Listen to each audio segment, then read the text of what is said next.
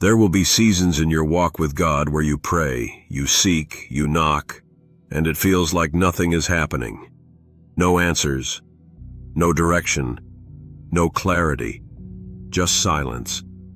And if you're not grounded, that silence can make you question everything, your faith, your purpose, even God's presence. But Scripture shows us something important. God's silence is not God's absence. His silence is often part of his strategy. David, a man after God's own heart, experienced this. In Psalm 13:1, he cries out, "How long, Lord? Will you forget me forever? How long will you hide your face from me?" That's raw honesty. This is a man who knew God deeply, yet still felt the weight of silence. But notice, even in silence, David pressed in.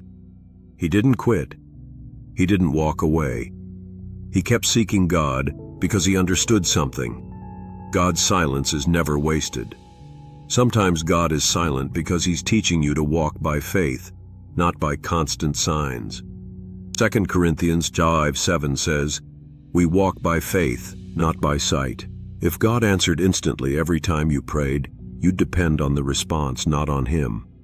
Silence trains your spirit. It teaches patience. It strengthens trust. It builds spiritual endurance. It forces you to lean on what you know about God, rather than what you feel in the moment.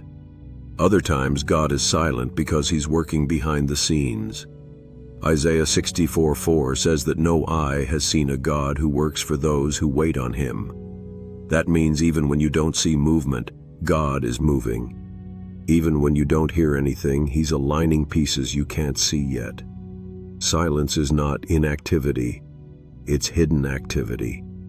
God does some of his greatest work in seasons where you feel the least. God also uses silence to test your devotion. Not because he enjoys watching you struggle, but because silence reveals what's real. Do you seek God only when you feel him? Only when prayers are answered quickly? Or do you seek him because he is God? In Matthew 15, Jesus tested the Canaanite woman with silence.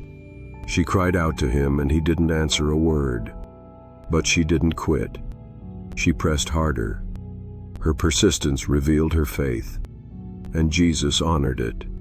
Sometimes God is silent because he already gave you the instruction, and now he's waiting for your obedience. God doesn't repeat himself when you're ignoring what he already told you. Ecclesiastes 5:2 says, "Let your words be few," meaning sometimes it's not about asking, it's about acting on what you know he commanded you to do. Silence doesn't always mean wait. Sometimes it means move. And then there are seasons where God's silence protects you. If God showed you everything ahead, you might run, doubt, or sabotage it. His silence shields you from information you're not ready to carry. Jesus told his disciples in John 16:12, "I have much more to say to you, more than you can now bear." God withholds not to punish, but to protect. No matter the reason, silence is one of the greatest tools God uses to mature you. It reveals your heart. It tests your faith. It deepens your dependence. It grows your endurance. And most importantly, it prepares you for the voice that's coming. Because God does speak. He restores. He answers. He reveals. David started Psalm 13 with, "How long, Lord?" But he ended with, "I will trust in your unfailing love." That's what silence is supposed to produce. Trust. If God feels silent right now, don't assume he's distant. Assume he's doing something deeper. Keep praying.